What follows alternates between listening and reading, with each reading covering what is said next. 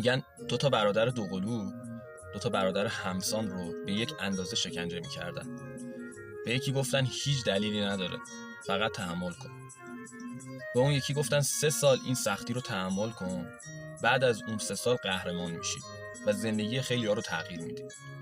3 سال گذشت، هر دو یک درد رو کشیدن، اما نتیجهشون یکی نبود.